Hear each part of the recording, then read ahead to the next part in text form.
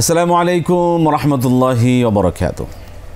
আলহামদুলিল্লাহি রাব্বিল আলামিন ওয়াসসালাতু ওয়াসসালামু আলা রাসূলিহিল কারীম ওয়া খাতামান নাবিয়্যিন নবিয়িনা মুহাম্মদ ওয়া আলা আলিহি ওয়া সাহবিহি আজমাইন। সুপ্রিয় দর্শক, পৃথিবীর যে প্রান্ত থেকে আপনারা এই মুহূর্তে এটিএন বাংলার টিভি স্ক্রিনের সামনে আছেন, সকলকে স্বাগত জানাচ্ছি এটিএন বাংলার আজকের এই বিশেষ অনুষ্ঠানে। রাসূলুল্লাহ সাল্লাল্লাহু আলাইহি ওয়াসাল্লামের সাথে সাহাবীদের জীবন, এই বিষয়ে আমরা আলোচনা করব ধারাবাহিকভাবে। আজকের এই আলোচনা অনুষ্ঠানে আমাদের সাথে অংশগ্রহণ করছেন শেখ শাহ ওয়ালিউল্লাহ হাফিজাহুল্লাহ। আসসালামু আলাইকুম ওয়া রাহমাতুল্লাহি ওয়া বারাকাতুহু। আমাদের সাথে আছেন শেখ ডক্টর শহীদুল ইসলাম বারাকাতি হাফিজাহুল্লাহ। আসসালামু আলাইকুম ওয়া রাহমাতুল্লাহি ওয়া বারাকাতুহু। ওয়ালাইকুম আসসালাম ওয়া রাহমাতুল্লাহি ওয়া বারাকাতুহু। আপনাদের উভয়কে স্বাগত আজকের এই বিশেষ আলোচনা অনুষ্ঠানে। ইসলামের প্রথম খলিফা হযরত আবু বকর সিদ্দিক রাদিয়াল্লাহু তাআলা আনহু, রাসূল সাল্লাল্লাহু আলাইহি ওয়াসাল্লাম একজন সবচেয়ে উচ্চমানের বড় একজন সাহাবী ছিলেন, যার অসংখ্য অবদান, অসংখ্য বিষয়ের জড়িয়ে রয়েছে ইসলামের ইতিহাস, ইসলাম প্রচার প্রসার কোন দিক নেই হযরত আবু বকর সিদ্দিক রাদিয়াল্লাহু আনহুর বিষয়ে আমরা আলোচনা করব। প্রথমে আমি শেখ শাহ ওয়ালিউল্লাহ হাফিজাহুল্লাহ আপনার কাছে একটু আসতে চাচ্ছি। হযরত আবু বকর সিদ্দিক রাদিয়াল্লাহু তাআলা আনহু তিনি তার ব্যক্তিগত সম্পর্কে, তিনি কে ছিলেন, কোত্থেকে ইসলামে আসলেন, রাসূল সাল্লাল্লাহু আলাইহি ওয়াসাল্লামের সাথে তার এই যে মহাব্বত, তার যে ইসলাম গ্রহণ, তার পরিবার, এই বিষয়ে সংক্ষিপ্ত যদি আমাদেরকে একটু আবু বকর সিদ্দিক রাদিয়াল্লাহু তাআলা আনহু সম্পর্কে কিছু আমাদেরকে, আমার দর্শকদেরকে অবহিত করেন। বারাকাল্লাহু ফিক। আলহামদুলিল্লাহ ওয়াসসালাতু ওয়াসসালামু আলা রাসূলিল্লাহি ওয়া বা'দ। আকুলু ওয়া বিল্লাহি তৌফিক। আমিন। আবু বকর সিদ্দিক রাদিয়াল্লাহু তাআলা আনহু, এক কথায় যদি পরিচয় দিতে হয়, এই পৃথিবীতে আল্লাহ তাআলা 1,24,000 নবী এবং রসুল পাঠিয়েছেন। আম্বিয়া এবং রসুলগণের পরে আল্লাহর সৃষ্টিতে সর্বশ্রেষ্ঠ মানুষ তিনি হলেন আবু কুহাফার পুত্র আবু বকর সিদ্দিক রাদিয়াল্লাহু তাআলা আনহু আরদা। এক কথায় বললে নবীগণের পরে 1,24,000 নবী এবং রসুলগণের পরে সর্বশ্রেষ্ঠ মানব সন্তান আবু বকর সিদ্দিক রাদিয়াল্লাহু তাআলা আনহু আরদা। তিনি কোরাইশ বংশেরই তিনি। তবে হ্যাঁ, ঐতিহাসিকভাবে এটা প্রমাণিত, কয়েক শত বছর আগে তার পূর্বপুরুষরা ইয়ামান থেকে মাক্কাতুল মুকাররমায় এসে বসবাস শুরু করেছিলেন, এই জন্যে যাতে সর্বশেষ নবী মুহাম্মদুর রাসূলুল্লাহ সাল্লাল্লাহু তাআলা আলাইহি ওয়াসাল্লামের সাহচর্যত্ব এবং তার অনুসারী এবং সাহাবী হওয়া যায়, এই আকাঙ্ক্ষা নিয়ে আল্লাহ তাআলা তা কবুল করেছেন। শুধু তাই না, আল্লাহ সুবহানাহু ওয়া তাআলার হাবিব মুহাম্মদুর রাসূলুল্লাহ সাল্লাল্লাহু তাআলা আলাইহি ওয়াসাল্লামের 4 জন শ্রেষ্ঠ খলিফা এবং সাহাবীর মধ্যে প্রথম আবু বকর সিদ্দিক রাদিয়াল্লাহু তাআলা আনহু, খুলাফা আর রাশিদুনের মধ্যে প্রথম, এবং খুলাফা আর রাশিদুনের বাকি উমর ইবনুল খাত্তাব রাদিয়াল্লাহু তাআলা, উসমান ইবনে আফফান রাদিয়াল্লাহু তাআলা, আলী ইবনে আবি তালিব রাদিয়াল্লাহু তাআলা আনহু, এবং পঞ্চম খলিফা হাসান ইবনে আলী রাদিয়াল্লাহু তাআলা আনহু। এই 5 জন খুলাফা আর রাশিদুনের মধ্যে আবু বকর সিদ্দিক প্রথম, যার পিতামাতা দুজনই ইসলাম কবুল করেছেন, আর পঞ্চম হাসান বিন আলী রাদিয়াল্লাহু তাআলা বড় পুত্র হাসান ইবনে আলী রাদিয়াল্লাহু, হাসানের বাবা আলী রাদিয়াল্লাহু তাআলা, তার মা ফাতেমা জাহরা রাদিয়াল্লাহু তাআলা, তারাও ছিলেন মুসলমান। কিন্তু হ্যাঁ, ধারাবাহিক বাস্তবতায় প্রথম থেকে বলতে হয় যে 4 শ্রেষ্ঠ খোলাফা আর রাশিদুন এর 1 নাম্বার আবু বকর সিদ্দিক, যার পিতা আবু কুহাফা তিনি ইসলাম কবুল করেছেন, তার মা তিনিও ইসলাম কবুল করেছেন। এবং আবু বকর সিদ্দিক রাদিয়াল্লাহু তাআলা আনহু, তিনি রাসূলুল্লাহ সাল্লাল্লাহু তাআলা আলাইহি ওয়াসাল্লামের সমসাময়িক ছিলেন। কোন বর্ণনায় প্রমাণিত তার বয়স ছিল রাসূলুল্লাহ সাল্লাল্লাহু আলাইহি ওয়াসাল্লাম থেকে 2 বছরের, জন্মগ্রহণ করেছিলেন 2 বছর আগে। যে কারণে তাকে যদি বলা হতো যে আপনি বড় না রাসূল সাল্লাল্লাহু আলাইহি ওয়াসাল্লাম বড়, তো তিনি বলতেন হুয়া আকবার মিন্নি, তিনি আমার চেয়ে অনেক বড়। ওয়ালাকিন উলিদতু ক্বাবলা সানাতাইন, আমি তার 2 বছর আগে মাত্র জন্মগ্রহণ করেছি। এই ধরনের একটা বর্ণনা রয়েছে। যেমন হামজা রাদিয়াল্লাহু তাআলা তিনি এভাবে বলতেন, রাসূল সাল্লাল্লাহু আলাইহি ওয়াসাল্লামের আপন চাচা। তো আবু বকর সিদ্দিক রাদিয়াল্লাহু তাআলা আনহু তিনি এমন সত্তা যে তার গোটা পরিবারটা ইসলামের জন্য নিবেদিত। এর কারণ বড় একটি বিষয়, কারণ ইসলাম রাসূলুল্লাহ সাল্লাল্লাহু আলাইহি ওয়াসাল্লামের উপরে প্রথম ওহী নাজিল হওয়ার আগের থেকেই মক্কায় যখন অন্ধকার যুগ ছিল, তখনও কিছু মানুষ, কিছু পরিবার মূর্তি পূজা করত না, শিরকে লিপ্ত হতো না, পরিচ্ছন্ন জীবনে ধন্য ছিল। এমনকি ঈসা ইবনে মারইয়াম আলাইহিস সালাম তার রেখে যাওয়া শরীয়তের যতটুকু অবশিষ্ট ছিল তা পালন করত। তাদেরকে বলা হয় আহনাফ। হানিফ এক বচন, বহু বচন আহনাফ। তো মক্কাতুল মুকাররমায় আহনাফ যে কয়টি পরিবার ছিল, যারা কখনো লাত, মানাত, উজ্জা 360 মূর্তির সামনে মাথা নত করেনি, পৌত্তলিকতা করেনি, জুলুম, অনাচার, অবিচার, অন্যায়ের সাথে যে পরিবার, ব্যক্তি নয় টোটাল পরিবারই মুক্ত ছিল, ওই পরিবার হলেন আবু বকর সিদ্দিক রাদিয়াল্লাহু তাআলা আনহু। এবং তার সন্তান সন্ততি এবং তার রাসূল সাল্লাল্লাহু আলাইহি ওয়াসাল্লামের সাথে আর কি পারিবারিক সম্পর্ক? রাসূলুল্লাহ সাল্লাল্লাহু তাআলা আলাইহি ওয়াসাল্লাম এর সাথে তার প্রিয়তমা কন্যা, যিনি আমরা বলি সিদ্দিকা বিনতু সিদ্দিক আয়েশা বিনতে আবি বকর as-সিদ্দিক রাদিয়াল্লাহু তাআলা আনহা, তার বিবাহ হয়েছিল। তিনি আমাদের মা, ঈমানদারদের মা। আর এই সূত্রে আবু বকর সিদ্দিক রাদিয়াল্লাহু তাআলা রাসূলুল্লাহ সাল্লাল্লাহু আলাইহি ওয়াসাল্লামের শ্বশুর ছিলেন। এবং আবু বকর সিদ্দিক, যে সিদ্দিক উপাধিটাও তো রাসূল সাল্লাল্লাহু আলাইহি ওয়াসাল্লামের সাথে ওইভাবে একটা সম্পর্কিত একটা বিষয়। তো সেই ঘটনা মেরাজ থেকে ফিরে আসার পরে আবু জেহেল যখন ডেকে বলল, মানে আমর বিন হিশাম গিয়ে আবু কুহাফার পুত্র আবু বকর তাকে প্রথম ডেকে বলল, সংবাদটা কিন্তু আবু জেহেল নিয়ে গিয়েছে আবু বকর সিদ্দিকের বাড়িতে, কোরআনের বলল, তুমি যাকে রসুল বলে মানো জানো, তিনি রাতের অল্প সময়ে মক্কাতুল মুকাররমা থেকে ফিলিস্তিন, আর ফিলিস্তিন থেকে আবার 7 আকাশ ভ্রমণ করে আবার এই ভোর হওয়ার আগে ফিরে এসেছেন। আবু বকর তিনি বললেন রাদিয়াল্লাহু তাআলা, সত্যি কি আমার রসুল বলেছেন? সত্যি কি মুহাম্মদ রাসূলুল্লাহ বলেছেন? তো আমর বিন হিশাম, আবু জেহেল বলল, সারা জীবন মিথ্যা বলেছি, এটা সত্য বলেছি। সুবহানাল্লাহ। তো মিথ্যুক হয়েও মাঝে মাঝে সত্য বলে। তখন আবু বকর রাদিয়াল্লাহু তাআলা বলেন, যদি আমার রসূল বলে থাকেন বিনা দ্বিধায় তা সত্য। তারপরে গেলেন, সত্য মেনে নিয়ে রাসূল সাল্লাল্লাহু আলাইহি ওয়াসাল্লামের কাছে গিয়ে বললেন, আমি তো সত্য মেনে নিয়েছি। নবীজি বললেন, তুমি তো সিদ্দিক।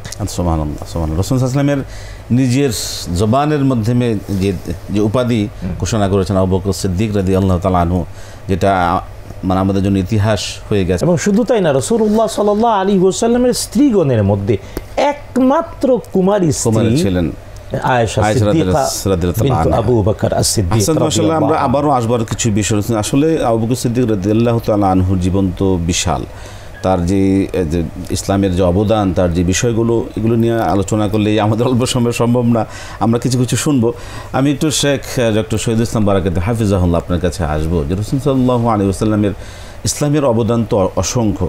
তিনি তার নিজের জীবনের ঝুঁকি নিয়ে অনেক ক্ষেত্রে রাসূল সাল্লাল্লাহু আলাইহি ওয়াসাল্লামকে সহযোগিতা করেছেন, ইসলাম প্রচার প্রসার, দিনকে আজকে আমরা ইসলাম পেয়েছি, একদম একটা প্যাকেট বলতে গেলে একটা সুন্দর একটা ইসলাম, পরিপূর্ণ একটা দিনী ব্যবস্থা। এই দিন কায়েম করতে গিয়ে রাসূল সাল্লাল্লাহু আলাইহি ওয়াসাল্লামের সঙ্গী হিসেবে যে সবচেয়ে বেশি এবং ঝুঁকিপূর্ণ যে কাজগুলো যার মাধ্যমে ছিল, তিনি ছিলেন হযরত আবু বকর সিদ্দিক রাদিয়াল্লাহু তাআলা আনহু। এই সম্পর্কে যদি আপনি একটু আলোকপাত করেন আমাদের দর্শকদের সামনে। শুকরান, জাযাকুমুল্লাহ। আলহামদুলিল্লাহি রাব্বিল আলামিন, ওয়াসসালাতু ওয়াসসালামু আলা সাইয়্যিদিল মুরসালিন ওয়া আলা আলিহি ওয়া সাহবিহি আজমাইন, আম্মা বাদ। আসলেই চমৎকার বিষয়, যিনি দুনিয়ায় থেকেই জান্নাতের সুসংবাদ পেয়েছেন, সুবহানাল্লাহ, এবং রাসূলে কারীম সাল্লাল্লাহু আলাইহি ওয়াসাল্লামের পাশে তার খেদমতে, তার মহব্বতে তার জীবনকে যে কোনো মুহূর্তে উৎসর্গ করে দেওয়ার জন্য প্রস্তুত ছিলেন আবু বকর সিদ্দিক রাদিয়াল্লাহু তাআলা আনহু। এই বিষয়টিতে আল্লাহ পাকের বক্তব্যে যদি চলে যাই, তাহলে রাসূলে কারীম সাল্লাল্লাহু আলাইহি ওয়াসাল্লামের সাথে সাহাবাগণের জীবনের মধ্যে আবু বকর সিদ্দিক রাদিয়াল্লাহু তাআলা আনহুর জীবনটা কত কাছে ছিল আল্লাহ পাক বলে দিচ্ছেন, আউযু বিল্লাহি মিনাশ শাইতানির রাজিম, ইয হুমা ফিল গারি ইয ইয়াকুলু লিসাহিবিহি লা তাহজান ইন্নাল্লাহা মা'ানা। আল্লাহ কত বড় গ্যারান্টি। হ্যাঁ, সুবহানাল্লাহ। স্মরণ করো সেই সময়ের কথা যখন দুইজনেই গুহায় ছিলেন, আর এই মুহূর্তে এক বন্ধু কিছুটা চিন্তায় পড়েছিলেন, অন্য বন্ধু বলছেন চিন্তার কোনো কারণ নেই, আমাদের সাথে ভিন্ন আরেকটি সত্তা আছেন, তিনি হলেন আল্লাহ সুবহানাহু ওয়া তাআলা। এখানে আরবিক গ্রামারের একটা শব্দ আছে, এজ হুমা। হুমা মানে দুইজন। এই দুইজন কেমন, যে একেবারেই অঙ্গাঙ্গিভাবে জড়িত এমন যদি না হয় তাহলে হুমা হয় না। দুইজন যেন সমান তালের, তবে সমান বলা যাবে না। আবু বকর সিদ্দিক রাদিয়াল্লাহু তাআলা আনহু নবী নন, খলিফা। একটু আগে মোহতারাম বলেছেন, এই পৃথিবীতে যত নবী রাসূল এসেছেন এরপরে বিশ্ব শ্রেষ্ঠ মানুষ হলেন আবু বকর সিদ্দিক রাদিয়াল্লাহু তাআলা আনহু। প্রমাণ হলো এখানে আল্লাহ পাক বলেননি স্মরণ করো সেই সময়ের কথা যখন আবু বকর সিদ্দিক চিন্তায় পড়েছিল, আর মুহাম্মদুর রাসূলুল্লাহ সান্ত্বনা দিলেন। দুটি নাম না বলে বলছেন হুমা। তারা দুইজন কত কাছের হতে পারে, এই যে শিরোনামের সাথে আল্লাহ পাকের বক্তব্য 100% মিলে গিয়েছে। এবার হলো যে আপনি বলছেন দুইজন ইসলাম প্রচারের ক্ষেত্রে, হ্যাঁ, ইসলাম প্রচার করতে রাসূলে কারীম সাল্লাল্লাহু আলাইহি ওয়াসাল্লাম যতভাবে দাওয়াতি কাজ করেছেন, আবু বকর সিদ্দিক রাদিয়াল্লাহু তাআলা আনহু এখানে রাসূলকে সমর্থন যোগান নাই এমন জায়গা পাওয়া যাবে না। যত জায়গায় রাসূল কষ্ট পেয়েছেন সেই কষ্টটিকে মাথা পেতে নেওয়ার জন্য আবু বকর সিদ্দিক রাদিয়াল্লাহু তাআলা আনহু প্রস্তুত ছিলেন, আবার হিজরতের সাথী ছিলেন। সব কিছু মিলে আবু বকর সিদ্দিক রাদিয়াল্লাহু তাআলা আনহুর বর্ণাঢ্য জীবন বলে শেষ করা যাবে না। এখানে একটা কথা আপনাদের আলোচনা থেকে আমি একটুখানি ভেঙে দিতে চাই দর্শকদের উদ্দেশ্যে, তা হলো হযরত ওমর ইবনুল খাত্তাব রাদিয়াল্লাহু তাআলা আনহুর কন্যা হাফসা রাদিয়াল্লাহু তাআলা আনহাকে রাসূলের কাছে বিবাহ দেয়াতে তিনি শ্বশুর জামাইয়ের একটা সম্পর্কে সম্পৃক্ত হলেন। আলী কাররামাল্লাহু ওয়াজহাহু রাদিয়াল্লাহু তাআলা আনহুর নিকটে ফাতেমাতুজ জোহরা রাদিয়াল্লাহু তাআলা আনহাকে বিয়ে দেওয়াতে এখানেও একটা শ্বশুর জামাই সম্পর্ক হলো। ওসমান রাদিয়াল্লাহু তাআলা আনহুর সাথে শ্বশুর জামাইয়ের সম্পর্ক আছে, কিন্তু আবু বকর সিদ্দিক রাদিয়াল্লাহু তাআলা আনহু নীরবে কাঁদতে থাকলেন যে আমার তো এরকম কোনো সম্পর্ক হলো না, আমি আল্লাহর কাছে আদালতে আখেরাতে কি বলবো, কোন আমল দিয়ে পার পাবো জানি না। যদি এরকম একটা সম্পর্ক তৈরি করা যেত তাহলে কিচ্ছু না হলেও সেটা আল্লাহর কাছে বলতে পারতাম, রব্বুল আলামিন আমি তো একটি কন্যা সন্তান মুহাম্মদুর রাসূলুল্লাহ সাল্লাল্লাহু আলাইহি ওয়াসাল্লামের কাছে বিবাহ দিয়েছি, হয়তো এর বরকতে আমাকে ক্ষমা করে জান্নাতটা দিয়ে দাও। এই যে আক্ষেপ, আফসোস, আবার দোয়া, আবার কান্না, এ কারণেই আল্লাহ রাব্বুল আলামিন তাকে কন্যা সন্তান দিলেন। এখন আবার তিনি কাঁদেন যে আমি কোন সময় মরে যাব, এই আয়েশাকে আমি রাসূলের কাছে বিবাহ দেওয়ার আগেই যদি মরে যাই। শেষে ঠিকই 6 বছরের সময় কান্নাকাটির কারণে সাহাবায়ে কেরামের পরামর্শ এবং ঐশী নির্দেশে বিবাহ হলো। এটাকে নিয়ে একটি বানাওয়াট কথাবার্তা সমাজে ছড়ানো আছে যে মুহাম্মদ সাল্লাল্লাহু আলাইহি ওয়াসাল্লাম শিশু বিবাহ করে মানবাধিকার লঙ্ঘন করেছেন। যারা বলে জানে না জানে না জানে না, আবু জেহেলের চেয়েও তারা মূর্খ। এখানে স্পষ্ট বলে দিতে চাই, বিবাহটা হয়েছে এরকম একজন মস্ত বড় সাহাবীর আকাঙ্ক্ষা, আর আল্লাহ সেটা কবুল করেছেন সে কারণে। কিন্তু বিবাহের সাথে সাথেই এই শিশুকে নিয়ে রাসূল সংসার করেননি। কুমারী ঠিক আছে, কিন্তু শরীয়তের বিধানে বালেগা হলেই তখন তাকে নিয়ে সংসার করা যায়। ঠিক এই বালেগা হয়েছে 9ম বছরে, তারপরে রাসূল করিম সাল্লাল্লাহু আলাইহি ওয়াসাল্লামের সাথে সংসার হয়েছে। নেপথ্যের এই ঘটনা না জেনে অনেকেই রাসূল বিরোধী কথা বলে, আবু বকর বিরোধী কথা বলে, আয়েশা বিরোধী কথা বলে। নিঃসন্দেহে তারা মূর্খের চেয়ে মূর্খ। আল্লাহ তাদেরকে হেদায়েত দান করুন। এবং এই অনুষ্ঠানের মাধ্যমে বুঝিয়ে দিতে চেয়েছি বিশ্বনবী মুহাম্মদুর রাসূলুল্লাহ সাল্লাল্লাহু আলাইহি ওয়াসাল্লাম জীবনে যা করেছেন সঠিক, যা করেছেন আল্লাহর ইশারায়, যা করেছেন আবু বকর এবং আয়েশা সিদ্দিকা রাদিয়াল্লাহু তাআলা আনহা, এর কোনো একটিতে ভুল ধরার দুঃসাহস এই পৃথিবীর কোনো মানুষের নেই। প্রসঙ্গত বলি, মৌলানা যেভাবে বললেন, পাশাপাশি এটাও এখন গবেষণায় এটাও প্রমাণিত হয়েছে যে উম্মুল মুমিনিন আয়েশা সিদ্দিকা বিনতু সিদ্দিক রাদিয়াল্লাহু তাআলা আনহুম, তার জন্ম হিজরতের আগে, আর তিনি বেড়ে উঠেছেন এবং প্রাপ্তবয়স্ক হওয়ার পরেই রাসূলুল্লাহ সাল্লাল্লাহু আলাইহি ওয়াসাল্লামের সাথে বিবাহ হয়েছে, সংসার হয়েছে। এটা নতুন গবেষণায় প্রমাণিত। যাই হোক, সব দিক থেকেই ব্যাপারটা ক্লিয়ার এবং পরিচ্ছন্ন এবং গ্রহণযোগ্য। বৈজ্ঞানিক এবং এটা যে অসামঞ্জস্যপূর্ণ এরকম কিছু ওই বন্ধুদের জন্য কোনো শব্দ বলতে চাই আপনার কথা, ওয়ালা তাকফু মা লাইসা লাকা বিহি ইলম, যে বিষয়ে তোমার জ্ঞান নেই কথা বলবে না, চুপ থাকো। মোহতারাম শেখ, আপনার কাছে যে বিষয়টা আলোচনা এখন সবচেয়ে গুরুত্বপূর্ণ, রাসূলুল্লাহ সাল্লাল্লাহু আলাইহি সাল্লামের সঙ্গী হিসেবে হযরত আবু বকর সিদ্দিক রাদিয়াল্লাহু আনহুর যদি আমরা সুনির্দিষ্ট বিষয় নির্ধারণ করি, সেখানে একদিকেই আমাদের এরকম মানে 8-10টা এরকম অনুষ্ঠান চলে যাবে। সার্বিকভাবে যেটা হচ্ছে, রাসূলুল্লাহ সাল্লাল্লাহু আলাইহি সাল্লাম যে কত বড় সঙ্গী হিসেবে আবু বকর সিদ্দিক রাদিয়াল্লাহু আনহুকে পেয়েছিলেন এবং ছিলেন, সেটা যে আজকে আমরা যদি রাসূলুল্লাহ সাল্লাল্লাহু আলাইহি সাল্লামের কবর জিয়ারত করতে গেলে হযরত আবু বকর সিদ্দিক রাদিয়াল্লাহু আনহুর কবরটাকে পাশে আমরা সালাম দিতে আমরা সুযোগ রয়েছে, আলহামদুলিল্লাহ। এটা আল্লাহর পক্ষ থেকে ফায়সালা, আল্লাহ পাকে বিভিন্নভাবে আমাদের জন্য সুযোগ সৃষ্টি করেছেন এবং তার জীবন দিয়ে তিনি এটা প্রমাণ করে গেছেন। এবং সেই দৃষ্টিকোণ থেকে রাসূলুল্লাহ সাল্লাল্লাহু আলাইহি সাল্লামের জীবিত থাকাকালীনই শুধুমাত্র যে রাসূলুল্লাহ সাল্লামের সাথী ছিলেন, রাসূলুল্লাহ সাল্লামকে মেনেছেন, রাসূলুল্লাহ সাল্লামকে অনুসরণ করেছেন, বিষয়টা তা নয়। তার ইন্তেকালের পরেও তো আবু বকর সিদ্দিক রাদিয়াল্লাহু আনহুর যে ভূমিকা ছিল, এই বিষয়ে আমাদের আসলে কি শিক্ষণীয়, কি উল্লেখযোগ্য ঘটনা রয়েছে? ধন্যবাদ। এক নম্বর দেখুন যে আব্দুল্লাহ ইবনে মাসউদ রাদিয়াল্লাহু তাআলা বিখ্যাত একটি হাদিস আছে। তিনি বলেছেন, আল্লাহ সুবহানাহু ওয়া তাআলা তাবৎ সৃষ্টির পরে আল্লাহ নিজে সকল রূহের দিকে তাকালেন। এর মধ্যে রব্বুল আলামিন সবচাইতে পবিত্রতম জীবন হিসেবে বিশ্বনবী মুহাম্মদুর রাসূলুল্লাহ সাল্লাল্লাহু তাআলা আলাইহি ওয়াসাল্লামকে বাছাই করলেন। তারপরে সকল নবীগণের প্রাণ। যখন রাসূলুল্লাহ সাল্লাল্লাহু আলাইহি ওয়াসাল্লাম এবং সকল নবীগণের প্রাণ আল্লাহ বাছাই করলেন, তারপর আল্লাহ তাআলা আবার তাবৎ সৃষ্টির দিকে তাকালেন, দেখলেন আবু বকর সিদ্দিক রাদিয়াল্লাহু তাআলা আনহু এবং সাহাবায়ে কেরাম যারা রাসূলুল্লাহ সাল্লাল্লাহু আলাইহি ওয়াসাল্লামের সাহাবী হওয়ার সৌভাগ্য পেয়েছেন, তাদের প্রাণ। তার মানে রাসূলুল্লাহ সাল্লাল্লাহু আলাইহি ওয়াসাল্লামের সাহাবী কতজন ছিলেন, এটা নিয়ে বিদায় হজে রাসূল সাল্লাল্লাহু আলাইহি ওয়াসাল্লামের সাথে আরাফার মাঠে উপস্থিত ছিলেন 1,25,000, মতান্তরে 1,12,000 তো উপস্থিত সাহাবী। এর বাহিরে আরও মদিনায় ছিলেন, পরে মক্কায় ছিলেন। তার মানে অনেক গবেষকের অভিমত যে সংখ্যায় গণনা করলে প্রায় 2 লক্ষ সাহাবী ছিলেন, নারী পুরুষ শিশু বৃদ্ধ মিলে।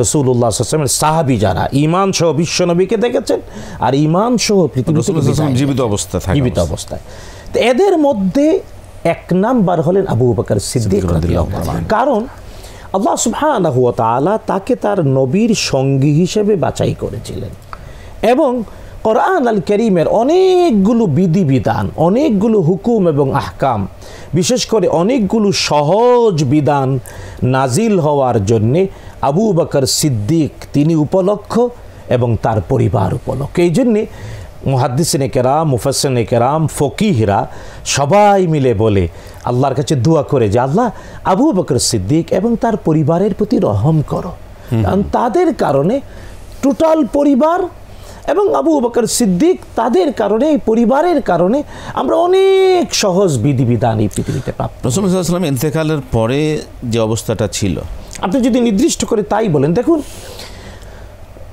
রাসূলুল্লাহ সাল্লাল্লাহু তাআলা আলাইহি ওয়াসাল্লামের এই পৃথিবী থেকে বিদায় নেওয়ার সংবাদ তার জীবদ্দশায় কোরআনে আল্লাহ কয়েকবার দিয়েছেন।